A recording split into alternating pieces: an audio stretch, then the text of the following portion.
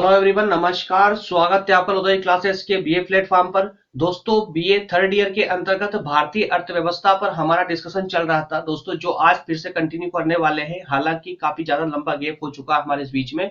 दरअसल उसका विशेष कारण था कि बीए फर्स्ट ईयर वालों के एग्जाम आने के कारण से हमें ये क्लासेस डिले करनी पड़ी थी, लेकिन अब आपको कंटिन्यूअसली क्लासेस मिलती रहेंगी और आपके इकोनॉमिक के इस सब्जेक्ट को भी बहुत जल्दी ही कवर कर लिया जाएगा। दोस्तों, इसी के साथ में आपका जो है पॉलिटिकल साइंस के अंतर्गत लोक प्रशासन, पब्लिक एडमिनिस्ट्रेशन पर भी हमारी क्लासेस कंटिन्यू हो चुकी है बीए थर्ड ईयर वालों के लिए। ठीक है, तो दोस्तों जल्दी से अगर आपने पब्लिक एडमिनिस्ट्रेशन क्लासेस को ज्वाइन नहीं किया तो उसको जल्दी से ज्वाइन कर ले।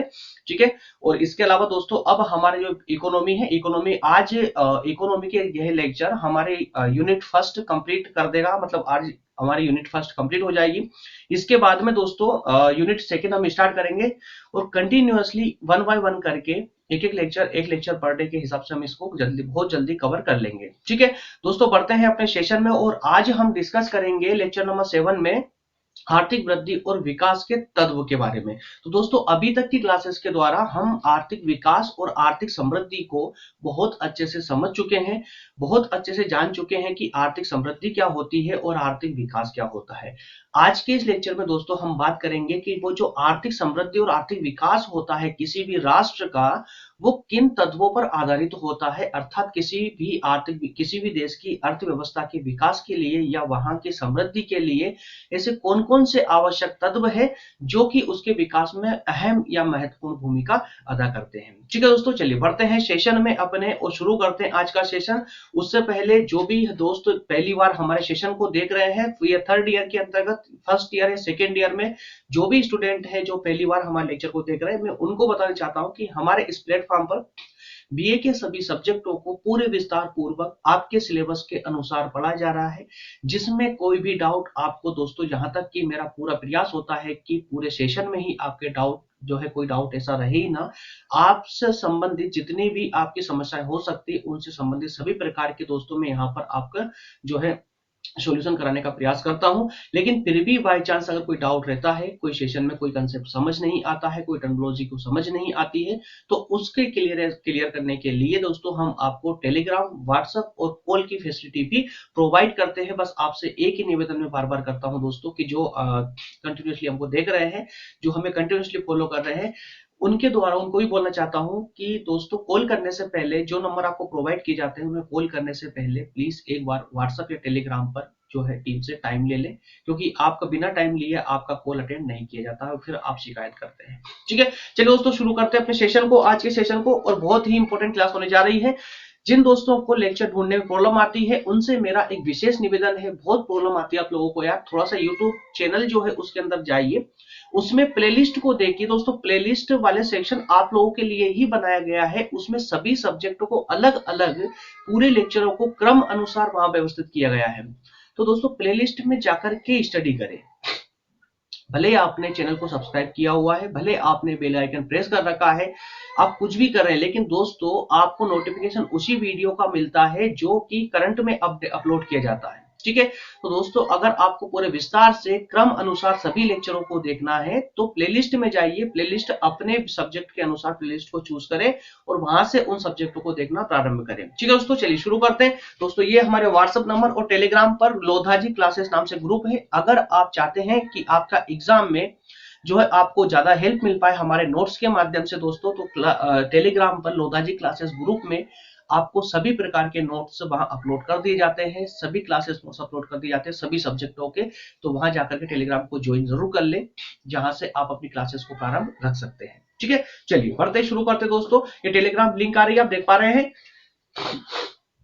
ओके, इसके अंतर्गत दोस्तों आज जो फर्स्ट यूनिट है हमारी, फर्स्ट यूनिट के अंतर्गत आज हम डिस्कस कर रहे हैं लास्ट टॉपिक आर्थिक वृद्धि के तत्व। इससे पहले दोस्तों हमारे 5 टॉपिक अभी तक क्लियर हो चुके हैं, 5 टॉपिक पर हम विस्तार से डिस्कस कर चुके हैं। थोड़ा सा स्पीड से चलते हैं दोस्तों, एक्चुअली क्लासेस बहुत लंबी हो जाती है फिर बाद में। चलिए तो दोस्तों क्लास शुरू करें उससे पहले अब हम यह समझ लेते हैं कि आज के इस पूरे लेक्चर का सारांश क्या है। इस पूरे लेक्चर का सारांश क्या है और इस लेक्चर के अंतर्गत जो मैं सारांश की बात करता हूं वो सारांश ही दोस्तों, वो सारांश आपका जो है प्रश्न के जब उत्तर लिखेंगे तो उसमें आपकी व्याख्या बन जाता है। ठीक है, तो व्याख्या के अंतर्गत दोस्तों आपको इसी प्रकार से, जैसे मैं आपके लिए यहाँ पर क्लास नोट्स लेकर आता हूँ, इसी प्रकार से आपको भी अपने एग्जाम में आंसर राइटिंग इसी फॉर्मेट में करना है।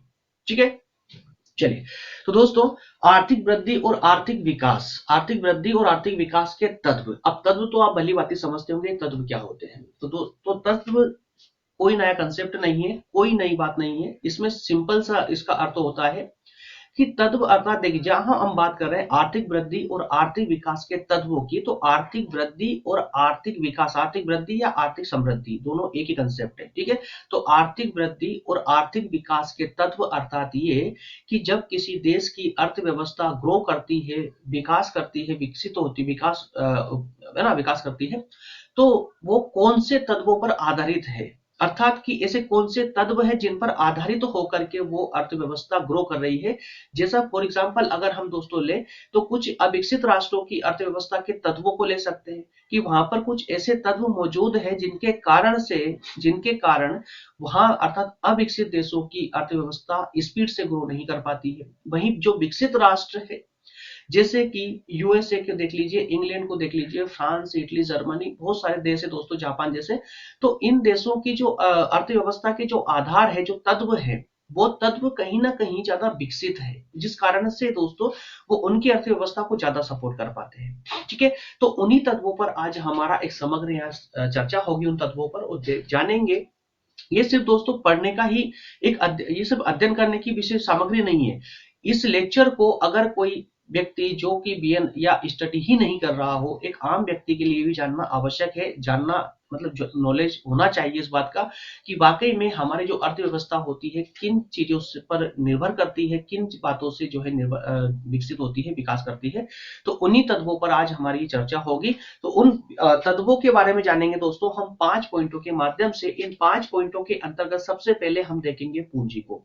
ठीक है, तो जिस प्रकार से मैंने यहाँ पर आपको स्लाइड में शो हो रहा है, ये पांचों प्रकार के जो तत्व है आपके, पूंजी, भौतिक और मानव संसाधन, अनुसंधान, तकनीकी और अन्य तत्वों के अंतर्गत दोस्तों ये 5 प्रकार के तत्व हैं जिन पर हम डिस्कस करेंगे और वन बाय वन करके देखेंगे कि पांचों इन प्रकारों की आप कहें कि इन तत्वों पर किस प्रकार से किसी भी देश की अर्थव्यवस्था अपने आप को निर्भर करती है। तो शुरू हो जाए दोस्तों, पेन और कॉपी लेकर बैठे, जो आवश्यक फैक्ट लगे, जो आवश्यक टर्मिनोलॉजी लगे, आप उसको जो है नोट डाउन कर सकते हैं। इसके अलावा तो हम आपको क्लास नोट्स प्रोवाइड कर ही देते हैं, जिससे कि आप अपनी क्लास जो है अपनी नोट्स भी बना सकते हैं।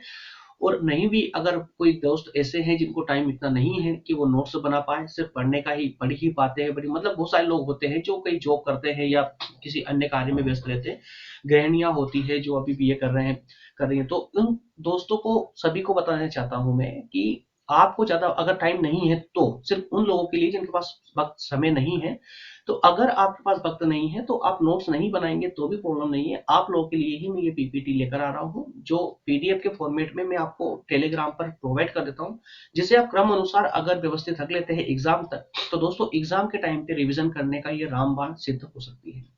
ठीक है, चलिए शुरू करते हैं। अपना पहला तत्व होता है पूंजी। दोस्तों ये स्लाइड तो आपके लिए है, ये आप टेलीग्राम डाउनलोड करके पढ़ ही लेंगे। इसको सिर्फ आप प्रत्येक तत्व को आप व्यवहारिक रूप से समझते चलिए, क्योंकि व्यवहारिक समझ की ही हमारे अंदर कमी होती है। किताबें तो आपके पास भी बहुत सारी है, कहीं से भी पढ़ लेंगे, गूगल कर लेंगे, मोबाइल में गूगल करेंगे तो भी ये चीजें निकल जाएगी। ठीक है, तो आप इसको सिर्फ व्यवहारिक रूप से समझते चलिए, बाकी कंसेप्ट अपने आप क्लियर होते चले जाएंगे आपके। पूंजी दोस्तों किसी भी देश की अर्थव्यवस्था की ही बात नहीं है यहाँ पर, चाहे एक पर्टिकुलर व्यक्ति की बात हो, या पर्टिकुलर किसी फर्म की बात हो, या पर्टिकुलर किसी मल्टीनेशनल कंपनी की बात हो, या किसी राज्य की बात हो, या किसी देश की बात हो, या पूरे विश्व की बात हो। ठीक है, यहाँ पर प्रत्येक इकाई के डेवलपमेंट के लिए पूंजी की आवश्यकता 100% होती ही होती है। ठीक है, क्योंकि किसी भी देश की अभी चूंकि हम भारतीय अर्थव्यवस्था पढ़ रहे हैं, तो दोस्तों अर्थव्यवस्था पर बात कर रहे हैं हम यहाँ स्टेट लेवल की, अर्थात की एक राज्य लेवल की, मतलब राज्य हम यहाँ पर देश को बोलते हैं, ठीक है ना। तो एक राष्ट्रीय लेवल की अर्थव्यवस्था की बात कर रहे हैं, इसलिए हम सिर्फ राष्ट्र की बात करेंगे। तो किसी भी देश की अर्थव्यवस्था के ग्रो के लिए, या कहें कि किसी भी देश की अर्थव्यवस्था स्टेब्लिश हो जाए या वो धीरे धीरे ग्रो करे, तो उसके लिए सबसे ज्यादा आवश्यक क्या हो सकता है? तो सबसे ज्यादा आवश्यक हो सकता है पूंजी। जिस देश में सबसे ज्यादा पूंजी निर्माण होगा, जिस देश में सबसे ज्यादा बचत होगी, जिस देश में लोगों का जीवन स्तर ऊंचा होगा, तो वो बचत करेंगे, और जब वो बचत करेंगे दोस्तों, तो पूंजी निर्माण ऑटोमेटिकली ज्यादा होगा, और जब पूंजी निर्माण ज्यादा होगा तो ज्यादा रोजगार होगा वहां पर। और जब ज्यादा रोजगार होगा तो वो व्यक्ति, या कहें कि वो नागरिक जो है अपनी राष्ट्रीय अर्थव्यवस्था में भागीदारी अच्छे से निभा पाएंगे, और ज्यादा जो है डोनेट कर पाएंगे अपने देश की अर्थव्यवस्था में, ठीक है। तो इस प्रकार से हम ये कह सकते हैं कि किसी भी देश की अर्थव्यवस्था के विकसित होने के लिए या विकास करने के लिए सबसे ज्यादा आवश्यक अगर कोई तत्व है तो वो है पूंजी, ठीक है ना। कि पूंजी के अभाव में कोई भी राष्ट्र अपना विकास नहीं कर सकता। एक बार ये हो सकता है कि पूंजी है किसी के पास में, लेकिन जो है अन्य तत्व नहीं है, जैसे प्राकृतिक संसाधन नहीं है, या मानवीय संसाधन नहीं है, भौतिक संसाधन नहीं है, टेक्नोलॉजी नहीं है, तकनीकी टेक्नोलॉजी नहीं है, या रिसर्च में भी बहुत पीछे है। ये सारी चीजें गेस कर लेते हैं कि नहीं है, लेकिन पूंजी है तो भी वो देश अपना विकास कर सकता है। फॉर एग्जाम्पल जापान को ले लीजिए आप। जापान में दोस्तों प्राकृतिक कहें कि भौतिक संसाधन नहीं है, बहुत कम है, या कहें कि ना के बराबर है, ठीक है। क्योंकि वहां वर्ष में कई बार भूकंप आते रहते हैं, है ना। तो वहां की अर्थव्यवस्था पूरी हिली रहती है, मतलब भौगोलिक स्थिति बहुत ही खराब है जापान की।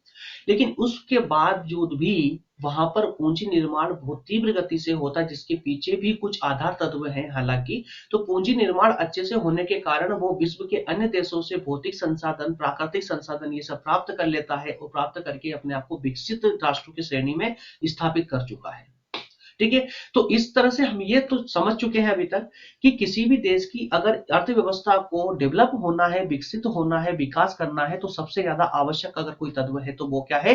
पूंजी है। तो जरा आप स्लाइड पर आ जाइए, स्लाइड को एक बार समझ लेते हैं और फटाफट आगे बढ़ते हैं।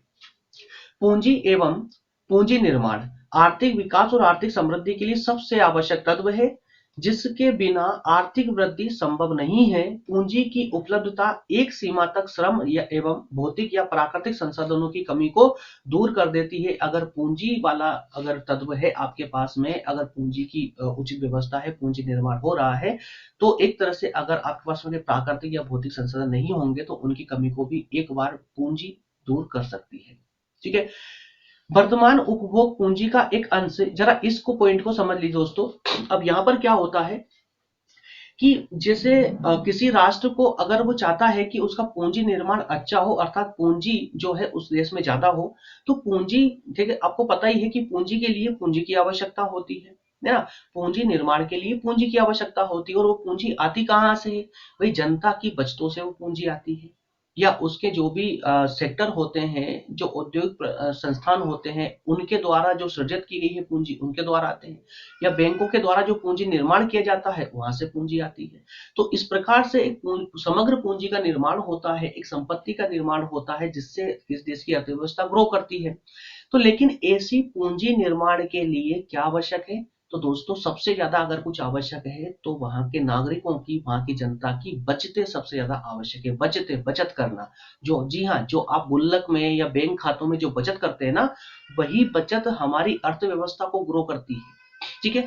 तो ऐसी बचत नागरिक या जनता कब कर पाएगी? जब उनका जीवन स्तर बहुत अच्छे से चल रहा होगा, उनके आवश्यकताओं की पूर्ति हो रही होगी, उनकी आय उनके खर्चों से ज्यादा होगी, तभी कहीं ना कहीं बचत हो पाएगी। तो ऐसी बचत करने के लिए भी उस देश को पहले उस जनता के जीवन स्तर को ग्रो करना पड़ेगा, और उस जनता के जीवन स्तर को ग्रो करने के लिए भी पूंजी की आवश्यकता लगेगी, ठीक है ना।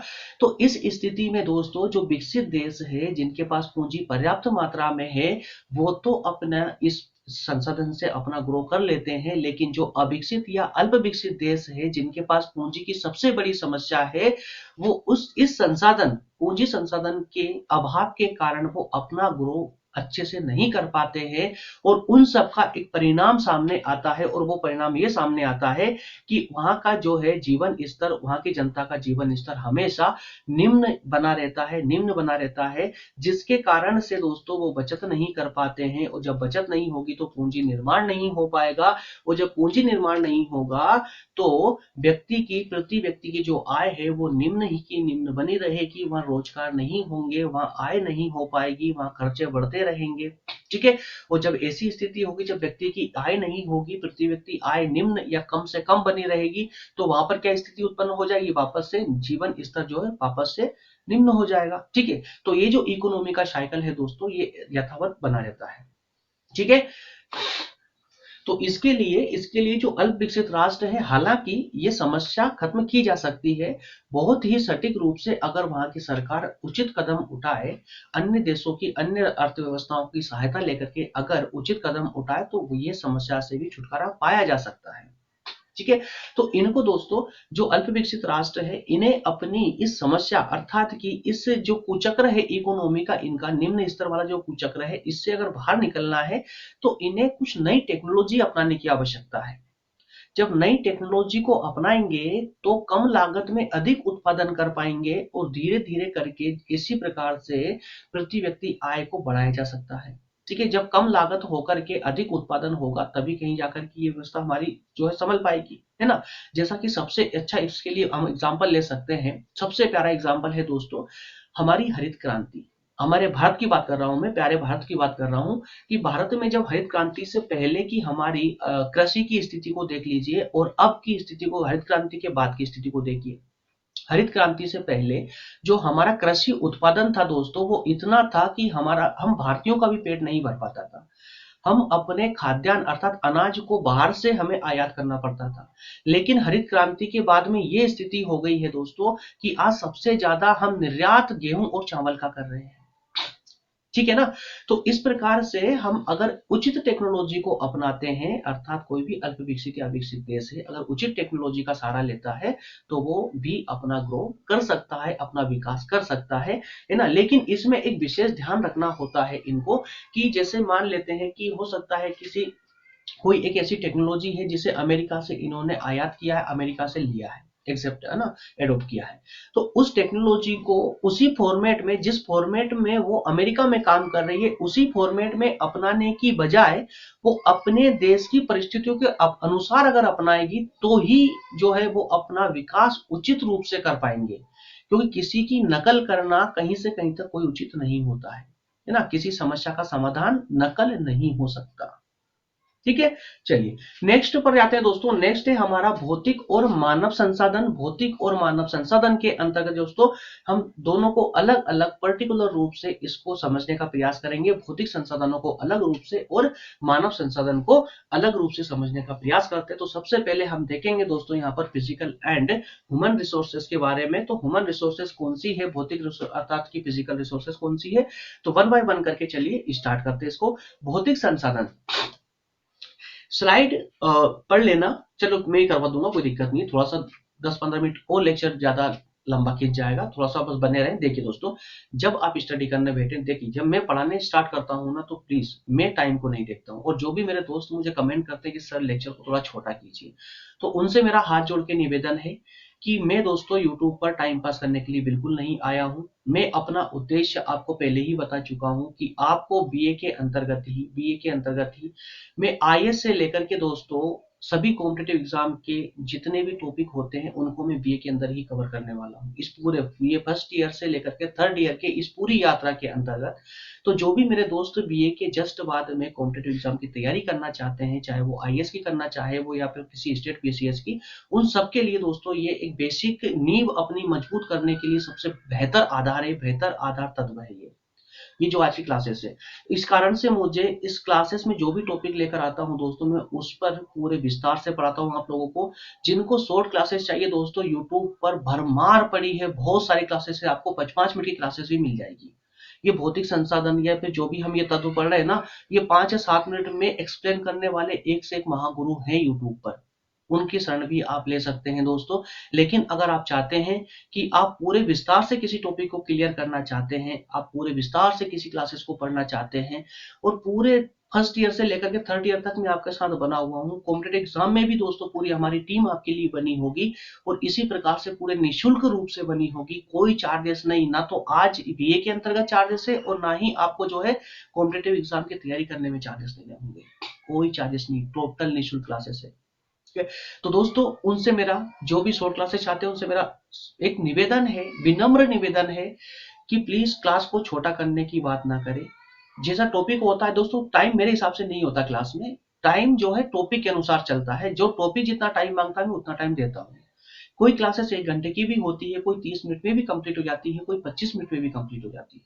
ठीक है, तो मैंने टाइम के अनुसार अपनी स्टडी को नहीं बांधा है, बल्कि स्टडी के अनुसार टाइम को फिक्स करके रखा है। जितने टाइम, जितना बड़ा टॉपिक उतना अधिक टाइम। ठीक है, इसलिए प्लीज थोड़ा शांत होके बैठे। अगर आप 15 मिनट या 20 मिनट ज्यादा अपनी पढ़ाई को दे देंगे तो क्या बताइए, आपका कोई नुकसान होने वाला है? किसी प्रकार का कोई नुकसान होने वाला है क्या? नहीं होगा ना दोस्तों। तो प्लीज पढ़ते रहिए। अगर आज आप पढ़ाई को टाइम नहीं दे सकते ना, तो पर समझ लीजिए कि आप पूरे जिंदगी में अपने मकसद को कभी जीवन में टाइम नहीं दे पाएंगे। इसलिए कम से कम पढ़ाई को तो टाइम दें यार, है ना। 1 घंटे की क्लासेस हो रही है तो कौन सी बड़ी बात है, एक पूरा टॉपिक क्लियर हो रहा है आपका 1 घंटे में, एक पूरा टॉपिक क्लियर। और उस टॉपिक पर ना कभी कुछ पढ़ना है ना कुछ भी नहीं करना है आप लोगों को। नोट्स भी दे रहा हूं यार आपको रिवीजन करने के लिए, और क्या चाहिए। चलिए शुरू करते हैं। भौतिक संसाधन क्या होते हैं? ये भौतिक संसाधन, देखिए संसाधन बेसिकली हम 2-3 प्रकार के संसाधनों को तो बहुत अच्छे से जानते हैं, और आप भी जानते हैं, मैं नहीं जानता हूं, आप भी जानते हैं, बस मैं आपको याद दिला रहा हूं।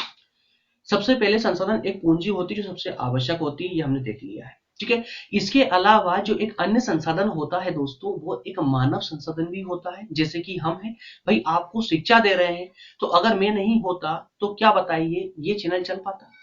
नहीं चल पाता। क्यों? क्योंकि मैं भी एक मानव संसाधन के रूप में आपको शिक्षा प्रोवाइड कर रहा हूं। ठीक है ना। तो इसी प्रकार से मानव संसाधन भी किसी भी देश की अर्थव्यवस्था के लिए सबसे अहम है। मानव संसाधन नहीं तो अर्थव्यवस्था नहीं। अर्थव्यवस्था क्या बचेगा ही क्या? कुछ भी नहीं बचने वाला है। ठीक है, तो इसी प्रकार से एक अन्य संसाधन है, एक भौतिक संसाधन भी होता है। अब ये भौतिक संसाधन क्या होते हैं दोस्तों? यहाँ पर आप कंफ्यूज होते होंगे कि सर प्राकृतिक संसाधन अलग है और भौतिक संसाधन अलग है। तो बिल्कुल भाई अलग नहीं है। प्राकृतिक संसाधनों को ही हम भौतिक संसाधन कहते हैं। ठीक है, तो भौतिक संसाधनों के अंतर्गत जैसे कि आपका वन है, जंगल है, ठीक है, मिट्टी है, पानी है, खनिज है, वायु है, जो भी गैस वगैरह निकलती है आपके, कई प्रकार के दोस्तों खनिज संसाधन, माफ कीजिए, प्राकृतिक संसाधन हमारे पास में पाए जाते हैं, जिनको हम खनिज कई अन्य नामों से जानते हैं। तो उनको समग्र रूप से जितने भी प्रकृति हमको जितनी प्रकार के भी संसाधन हमें देती है, उन सभी संसाधनों को हम प्राकृतिक संसाधन या भौतिक संसाधनों के नाम से जानते हैं। ठीक है ना। तो उन्हीं का दोहन करके, उन्हीं का इस्तेमाल करके हम अपनी अर्थव्यवस्था को जो है उचित रूप से जो है विकसित कर सकते हैं।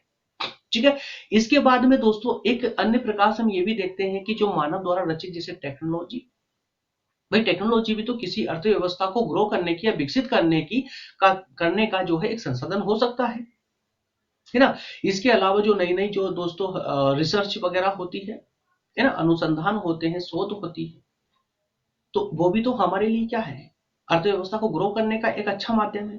फॉर एग्जाम्पल अभी कोविड-19 को ले लीजिए दोस्तों। जब कोविड पहली बार आया था तो वैक्सीन के लिए पूरे विश्व के देशों में एक अपने आप में एक जो है प्रतियोगिता चल रही थी, कंपटीशन चल रहा था कि कौन पहले वैक्सीन लेकर आएगा, है ना। तो दोस्तों जिसने जो अच्छी वैक्सीन लेकर आया और जिसने अच्छी क्वांटिटी में वैक्सीन को प्राप्त किया, बना लिया, वो अन्य देशों में भी सप्लाई कर पाया और अन्य देशों में सप्लाई करके उसने अपनी अर्थव्यवस्था को और मजबूत कर पाया। ठीक है ना। तो इस प्रकार से जो नई नई खोज होती है, जो रिसर्च होती है, वो भी अर्थव्यवस्था को बैक से सपोर्ट करती है। ठीक है, इसके अलावा अन्य कारण भी हो सकते हैं। तो इस प्रकार से दोस्तों सबसे पहले हम जो शुरुआत कर रहे हैं भौतिक संसाधनों से, तो जैसा कि हमने आपको बताया कि भौतिक संसाधनों के अंतर्गत भूमि हो सकती है, वन हो सकते हैं, खनिज हो सकते हैं, इस प्रकार के कई प्रकार के भौतिक संसाधन हो सकते हैं जो प्रकृति हमको प्रदान करती है। इन सब के अलावा दोस्तों, इन सब के अलावा हम हाँ यह कह सकते हैं कि सिर्फ प्राकृतिक संसाधनों के होने से किसी देश की अर्थव्यवस्था विकसित हो जाए, इस बात की गारंटी नहीं है। इस बात की गारंटी नहीं है। एग्जाम्पल देख लीजिए ना कि प्राकृतिक संसाधन है लेकिन प्रकृति आपको प्रदान कर रही है। जैसे फॉर एग्जाम्पल कि अगर अगर दोस्तों आपके घर में अगर आपको कोई, जैसे कि मान लीजिए मैं हूं, अगर आपको एक जो है BMW कार लाके दे दूं, ठीक है, BMW कार लाके मैंने आपको दे दी है, ठीक है, हाँ जी हाँ, उसकी चाबी भी दे दी, पेट्रोल की टंकी भी फुल करवा दी है, लेकिन अगर आपको ड्राइविंग ही नहीं आती है, ठीक है, अब उसका आप इस्तेमाल नहीं कर पा रहे हैं, भाई ड्राइविंग नहीं आती है तो उसका आप लाभ नहीं उठा पा रहे हैं, तो बताइए क्या मेरे द्वारा जो आपको BMW कार गिफ्ट की गई है, अरे सोच के खुश हो लीजिए यार, है ना, BMW जो कार गिफ्ट की गई है, क्या आप उसका इस्तेमाल किसी भी रूप में कर पाएंगे? क्या उससे कोई आप लाभ उठा पाएंगे? नहीं उठा पाएंगे। वो सिर्फ आपकी एक इमेज बढ़ा सकती है कि आपके घर के बाहर एक BMW कार खड़ी हुई है, ठीक है ना, लेकिन उसका इस्तेमाल नहीं कर पाएंगे, उसके गुणों का लाभ आप नहीं उठा पाएंगे, ठीक है। तो इस प्रकार से, लेकिन वहीं आपका एक पड़ोसी है भाई, जो ड्राइविंग तो जानता है, ड्राइविंग जानता है, अब वो आपके घर में आता है और आपसे बोलता है कि यार भाई एक काम कीजिए, आपकी जो कार रखी ना बाहर, ये मुझे भाड़े पे दे दीजिए, ये लीजिए 10,000 रुपए और मैं आपको कल कार वापस लाके दे दूंगा। अब चूंकि BMW है, उसकी इमेज में चार चांद लग जाएंगे, है ना। तो वो आपने क्या किया कि चलिए सोचिए, आप खुद सोचेंगे कि यार बाहर खड़ी खड़ी अब कुछ अपना ग्रो तो कर नहीं रही है, कुछ बेनिफिट तो हो नहीं रहा है, तो इससे अच्छा है कि 10,000 रुपए लेकर के इसी को भाड़े पे दे दिया जाए, एक दिन क्या भाई तो 2 दिन यूज कर लेना इस कार को, है ना।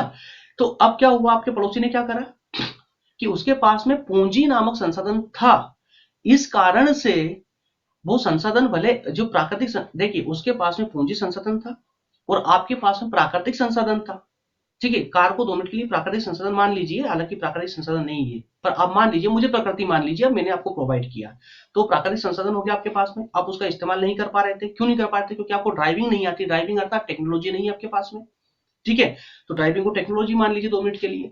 तो उस जो आपका पड़ोसी था उसके पास में पूंजी संसाधन था, आपके पास में प्राकृतिक संसाधन था जिसका आप इस्तेमाल नहीं कर पा रहे थे, और आपके पड़ोसी ने पूंजी आपको देकर के आपके प्राकृतिक संसाधन का इस्तेमाल कर लिया, तो बोलिए जो प्राकृतिक संसाधन आपको प्रोवाइड किया गया था उसका लाभ किसने उठाया दोस्तों? तो पूंजी लगा करके आपके पड़ोसी ने उठाया। तो यही स्थिति दोस्तों हमारे साथ हो रही है। जैसे कि आपको मैं इंडिया कह सकता हूं, भाई हम भारतीय, हम भारत में प्राकृतिक संसाधन है दोस्तों भरपूर मात्रा में है, अर्थात भारत प्राकृतिक संसाधनों से संपन्न राष्ट्र है, लेकिन हमारी गुणवत्ता या कहें कि हमारे पास टेक्नोलॉजी की कमी होने के कारण हम आज भी हमारे प्राकृतिक संसाधनों का उचित रूप से और पूरा इस्तेमाल नहीं कर पा रहे हैं, पूरी तरह से उनका दोहन नहीं कर पा रहे हैं। इस कारण से हम आज भी जो है अल्प विकसित श्रेणी में आते हैं, अल्प विकसित देशों की श्रेणी में आते हैं, ठीक है। लेकिन जापान जैसे देश आपके पड़ोसी बने बैठे हैं, जापान जैसे देश, उनके पास में वो पूंजी लगा करके किसी अन्य जो अल्प विकसित देश है उनसे उनके प्राकृतिक संसाधन लेकर के वो खुद विकसित राष्ट्रों की श्रेणी में पहुंच चुके हैं।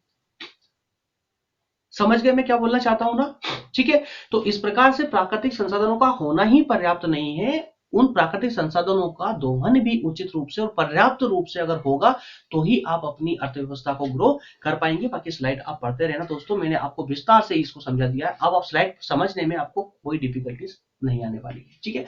अब बात करते हैं दोस्तों मानव संसाधनों की। तो मानव संसाधनों के अंतर्गत एक बात स्पष्ट रूप से समझ लीजिए आप लोग, मानव संसाधन में ऐसा कुछ भी अलग नहीं है। मानव जो हम है, किसी भी देश में दोस्तों जब मानव संसाधन होंगे तभी जाकर के अन्य जो संसाधन है वो कार्य कर पाएंगे। मानव संसाधन, अब यहाँ पर एक शर्त ये होती है कि यहाँ पर एक प्रश्न खड़ा होता है कि क्या किसी देश में अगर जनसंख्या वृद्धि हो रही है तो वो जनसंख्या वृद्धि तो मानव संसाधन तैयार करेगी, तो फिर उस देश की जनसंख्या वृद्धि को हम बुरा क्यों कहते हैं, गलत क्यों कहते हैं, या नेगेटिव रूप से क्यों लेते हैं, नकारात्मक रूप से क्यों लेते हैं? तो इसके पीछे सिर्फ 2 ही वजह होती है दोस्तों। जो विकसित देश है वहां पर जनसंख्या वृद्धि तीव्र गति से नहीं होती है, और जो अविकसित देश है वहां जनसंख्या वृद्धि तीव्र गति से होती है। अब तीव्र और मंद गति को भी आप जरा समझिए। जनसंख्या किसी देश में अगर जनसंख्या मंद गति से ग्रो कर रही है ना, तो वो भी एक संकट का विषय है उस देश के लिए। और अगर तीव्र गति से वृद्धि हो रही तो वो भी संकट का विषय है। दोनों का एग्जाम्पल आप ले सकते हैं चीन और भारत का, जहां तीव्र गति से ग्रो कर रही जनसंख्या, वहीं आप मंद गति से ग्रो करने वाली जनसंख्या का एग्जाम्पल, सबसे प्यारा एग्जाम्पल आपको रशिया में अर्थात रूस में मिलेगा, जहां पर जनसंख्या अर्थात कि एक महिला को, अगर कोई महिला अगर 12 बच्चे पैदा करती है तो उसे राष्ट्रीय, सबसे बड़े राष्ट्रीय अवार्ड से, जिसे मातृ अवार्ड या कुछ ऐसा अवार्ड का नाम रखा गया है, उस अवार्ड से जो है सम्मानित किया जाता है उस महिला को जो 12 बच्चे अपने जीवन काल में पैदा करती है। सोचिए आप। ठीक है, तो इस प्रकार की फैसिलिटी दोस्तों अन्य देशों में प्रोवाइड की जा रही है जहां पर जनसंख्या कम है। तो जनसंख्या ज्यादा होना मानव संसाधन तैयार करेगी, ये बहुत अच्छी बात है, लेकिन जो अविकसित देश है जहां पर अन्य संसाधनों की कमी है, वहां पर अगर जनसंख्या तीव्र गति से ग्रो करती है तो वहां पर अच्छे मानव संसाधन नहीं बन पाएंगे। वो मानव जो है वो सिर्फ जनगणना में काम आ सकते हैं, सिर्फ जनगणना के लिए काम आ सकते हैं, धरती पर एक बोझ का रूप धारण कर सकते हैं, सिर्फ बोझ के रूप में जो है आपके सामने खड़े हो सकते हैं, कि वो जिसको हम कहते हैं धरती का बोझ, सिर्फ वो बन सकते हैं, इसके अलावा कुछ नहीं हो सकते वो लोग। लेकिन अगर उस देश में अन्य संसाधन पर्याप्त मात्रा में है तो वही लोग जो तीव्र गति से उत्पन्न हो रहे हैं, पृथ्वी पर प्रकट हो रहे हैं, है ना, तो वो लोग मानव संसाधन के रूप में बन सकते, मानव संसाधन के रूप में काम आ सकते हैं। मानव संसाधन किसको कह रहे हो आप लोग? मानव संसाधन अर्थात वो जो अपने जीवन काल में कुछ ना कुछ कार्य करके और देश को सपोर्ट कर रहा है। ठीक है ना, देश को सपोर्ट कर रहा है। जैसे भारत की अगर हम बात करें दोस्तों, तो हमारे भारत में हमारी जनसंख्या की कार्यशील जनसंख्या जिसे हम कहते हैं ना, जिसे युवा पीढ़ी कहते हैं, वो युवा पीढ़ी ही हमारे मानव संसाधन का रूप है। ठीक है ना, जैसे कि हम कहते हैं कि 15 साल से लेकर के 59 साल तक के बीच में जितने भी लोग आते हैं वो सबके सब मानव संसाधन होते हैं। हालांकि वो एक अलग बात है कि उनको रोजगार कार्य नहीं मिल पा रहा है, वो एक अलग समस्या है, कई प्रकार की इसके पीछे कारण, जब उस टॉपिक पर जब आएंगे तो उस पर भी हम समग्र एक विस्तार से बात करेंगे। ठीक है, तो इस प्रकार से दोस्तों मैं आपको पूरे स्लाइड जो है यही समझा चुका हूं। तो मानव संसाधन के लिए ये आवश्यक है कि उस देश की जनसंख्या उसी हिसाब से ग्रो करे जैसे कि वहां के जो अन्य संसाधन है वो उन पर निर्भर हो। दूसरी बात यहाँ पर एक बात हम और ये कह सकते हैं कि किसी भी विकसित राष्ट्र में, देखिए इतिहास इस बात का गवाह भी है, स्लाइड में लिखा हुआ है, मैं नहीं बोल रहा हूं, स्लाइड में लिखा हुआ है, इतिहास इस बात का गवाह है कि जो देश विकसित है, जो देश जैसे जैसे विकसित होता चला जाता है, विकास करता चला जाता है, वहां की जनसंख्या ऑटोमेटिक कम हो जाती है, अर्थात जनसंख्या वृद्धि की जो समस्या होती है ना वो नियंत्रित हो जाती है। इसी पीछे कारण, अन्य कारण ये है, जो अल्प विकसित और अविकसित राष्ट्र होते हैं वह कई प्रकार की रूढ़ियां होती है, कई प्रकार के आडंबर होते हैं, रूढ़िवादिता के कारण धार्मिक, सांस्कृतिक कई प्रकार की समस्या उस देश में होती है, जो रूढ़िवादिता का रूप धारण कर लेते हैं। हालांकि संस्कृति गलत नहीं होती है, धार्मिकता गलत नहीं होती, हर चीज अपने लिमिट के अंदर वो सही है, लेकिन जब ये चीज देश के विकास पर हावी होती है तो देश के विकास को अवरुद्ध कर देती है। तो उस स्थिति में दोस्तों, उस स्थिति में इस चीज का बहुत बड़ा हर्जाना भुगतना पड़ता है, देश कभी विकसित हो ही नहीं पाता है, देश की अर्थव्यवस्था विकसित नहीं हो पाती, और ऐसी समस्या सबसे ज्यादा देखी जाती है पिछड़े हुए देशों में। ठीक है, वो जो विकसित देश होते हैं वो हर चीज में एक कंट्रोल बना के रखते हैं, इस कारण से जो है देशों की जो है जनसंख्या वृद्धि की जो समस्या होती है वो भी कंट्रोल हो जाती है। ठीक है, चलिए नेक्स्ट में बात करेंगे दोस्तों, नेक्स्ट में अनुसंधान, रिसर्च। तो इसको तो आप भली भांति रूप से समझते हैं, अनुसंधान ये जो रिसर्च होती है, रिसर्च यार देखिए जिस देश में सबसे ज्यादा रिसर्च हो रही है, जिस देश की सरकार रिसर्च में ज्यादा इन्वेस्ट करती, ज्यादा पैसा लगाती है, उस देश में ज्यादा से ज्यादा डेवलपमेंट होते हैं, रिसर्च होती है ना, और कहीं से कहीं जो है कई प्रकार के इनोवेशन होते रहते हैं, वहां पर जनता एकदम उत्साहित रहती है कि यार कुछ इनोवेशन करें तो सरकार के द्वारा हमें ये मिलेगा, या सरकार से हमें आर्थिक रूप से सहायता मिल जाएगी, या मानसिक रूप से सपोर्ट मिलेगा, या टेक्नोलॉजी में सपोर्ट मिलेगा, शिक्षा में सपोर्ट मिलेगा, कई प्रकार के सपोर्ट इनको प्राप्त होते हैं इन विकसित राष्ट्रों में। विकसित देश दोस्तों आज विकसित ऐसे ही नहीं है, वो हर प्रकार के सेक्टर में उचित रूप से इन्वेस्टमेंट करते हैं। अगर हम भारत की बात करें दोस्तों, तो हमारे भारत में खोज और अनुसंधान पर बहुत कम खर्च किया जाता है, जिस कारण से ये सेक्टर हमारा डेवलप नहीं हो पा रहा है। ठीक है, भारत में योग्यता की कोई कमी नहीं है दोस्तों, विश्व में टॉप पर आ सकता है भारत, अगर इन चीजों पर इन्वेस्टमेंट किया जाए, अनुसंधान या शोध पर अगर इन्वेस्टमेंट सरकार ज्यादा से ज्यादा करे, तो दोस्तों प्रतिभा की तो कोई भारत में कमी है ही नहीं है। अरे पूरे विश्व ने नहीं सोचा था। अमेरिका, रूस जैसे देश, चीन जैसी टेक्नोलॉजी 10-10 12-12 बार असफल हो रही है मंगलयान, मंगल पर पहुंचने के लिए, मंगल पर पहुंचने के लिए 10-10 12-12 बार असफल हो रहे हैं। रूस जैसे देश 8-8 9 बार असफल हुए। भारत पहली बार में पहुंच रहा है दोस्तों मंगल पर, सोचिए आप लोग। और वो भी दोस्तों उन्होंने जितना खर्चा किया उसके 10वें हिस्से में से पहुंच गया भारत। इतनी प्रतिभा है भारत के अंदर। लेकिन एक दुर्भाग्य है हमारा कि जो हमारी संसद के अंदर जो सब बहुत महान लोग बैठे हुए हैं ना, वो इतने महान है कि यार बस क्या कहें, आप कुछ समझते हैं। इन सबके लिए बस एक समग्र एक नाम दे दिया गया उन लोगों को, नेता। ठीक है ना। जितनी मक्कारियां हो सकती है, जितनी बेईमानियां हो सकती है, जितना भ्रष्टाचार हो सकता, सबका सब इस नाम के अंदर समाहित किया गया है। जितनी भी गालियां, गंदी से गंदी गालियां हो सकती है ना, उन सब गालियों का एक ही नाम है, नेता। ठीक है। जिसके कारण दोस्तों हमारी प्रतिभा आज भी स्पष्ट रूप से बाहर नहीं आ पा रही है। ठीक है। बाकी आप सब समझते हैं, मैंने आपको सिर्फ एक डायरेक्शन दे दिया है, एक समझा दिया है कि किस ओर हम अपनी गति को कंटिन्यू कर रहे हैं या किस प्रकार से जो है अपना विकास कर सकते हैं। तो इस बात को आप भली भांति रूप से समझ सकते हैं। ठीक है। तो अनुसंधान रिसर्च दोस्तों वही होती है कि जो अविकसित और अल्पविकसित राष्ट्र होते हैं, वहां पर अनुसंधान में बहुत कम खर्च किया जाता है, जिस कारण से वो देश जो है नए नए शोध नहीं कर पाता है, नई नई टेक्नोलॉजियां आगे नहीं बढ़ा पाता, जिस कारण से वो देश पिछड़े के पिछड़े ही रहते हैं। ठीक है। बाकी स्लाइड एकदम सिंपल भाषा में दोस्त, पढ़ लोगे तो बिल्कुल समझ जाओगे। डोंट वरी, आपको टेलीग्राम पर पीडीएफ हैंड टू हैंड प्राप्त होगा। क्लास खत्म होते ही आपको पीडीएफ वहां पर अपलोड कर दिया जाएगा क्लास के जस्ट साथ में। ठीक है। चलिए नेक्स्ट है तकनीकी दोस्तों, टेक्नोलॉजी। तो इसमें तो मुझे नहीं लगता है कि कुछ समझाने की आवश्यकता होगी आपको। भाई अच्छी टेक्नोलॉजी होगी तो आपको हर एक क्षेत्र में अच्छा सपोर्ट मिलेगा। जैसे हम अगर कृषि को ले लेते हैं दोस्तों, कृषि में जब टेक्नोलॉजी आएगी तो कम कम लागत में अधिक उत्पादन हो पाएगा। वही आपके पास में कोई फैक्ट्री है, कोई कंपनी है, कोई उद्योग करते, कोई व्यापार करते हैं आप, अगर आप अपने उद्योग में उचित टेक्नोलॉजी का इस्तेमाल करेंगे तो वहां पर भी क्या होगा भाई, टेक्नोलॉजी अगर आपके पास में अच्छी होगी तो वहां पर आपको अन्य संसाधनों की कम आवश्यकता होगी, जिससे आपके पैसे बचेगा, है ना। और टेक्नोलॉजी के साथ में गुणवत्ता भी आती है, एक क्वालिटी वाला प्रोडक्ट आप जो है बना पाएंगे। और जब क्वालिटी वाला प्रोडक्ट आप मार्केट में लेकर आएंगे तो वो आपको अच्छी जो है अर्निंग भी करवाएगा। ठीक है। तो इस प्रकार से तकनीकी टेक्नोलॉजी दोस्तों किसी भी देश की अर्थव्यवस्था के लिए बहुत आवश्यक है और बहुत ही ज्यादा सपोर्ट करने वाला एक सबसे मतलब सबसे कह सकते हैं कि बहुत आवश्यक तत्व है ये।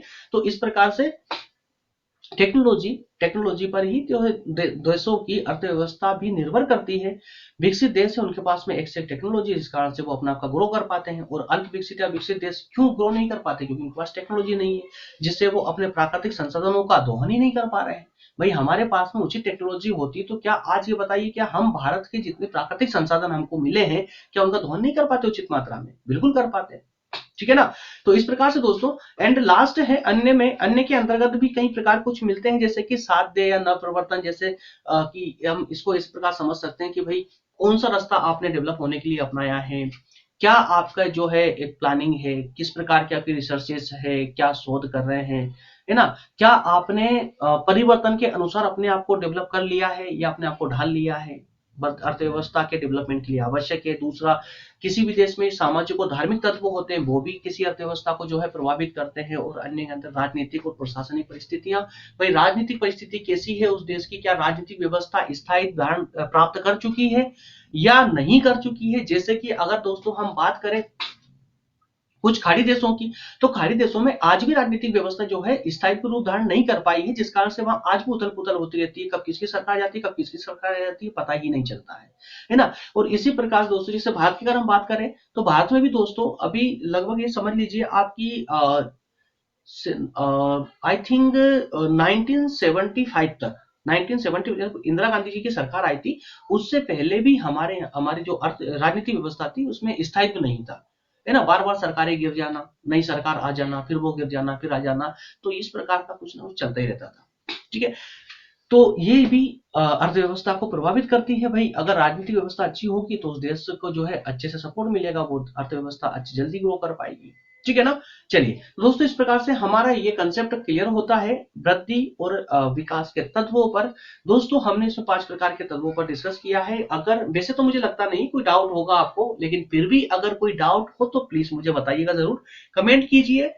लाइक और शेयर करते चले दोस्तों, वीडियो को शेयर करेंगे ज्यादा लोगों तक पहुंचेगा, क्लासेस ग्रो भी करेगी। मैं स्पष्ट बता रहा हूँ दोस्तों, क्लासेस ग्रो करेगी, मैं आपको यहाँ पर लेके आ रहा हूँ कि देखिए ज्यादा लोगों तक पहुंचेगा, ज्यादा लोग हमसे जुड़ेंगे।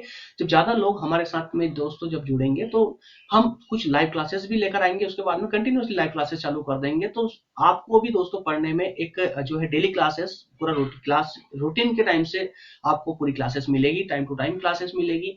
तो इस प्रकार से दोस्तों अभी मैं आपको अकेला पढ़ा रहा हूँ, शायद आगे चल करके हमारी टीम के द्वारा आपको पूरा गाइड किया जाएगा। एक व्हाट्सएप टीम अलग होगी, कॉल टीम अलग होगी, जो डायरेक्ट आपको प्रत्यक्ष रूप से एडवाइस करेगी। इस प्रकार से पढ़ाने वाली टीम एक अलग होगी।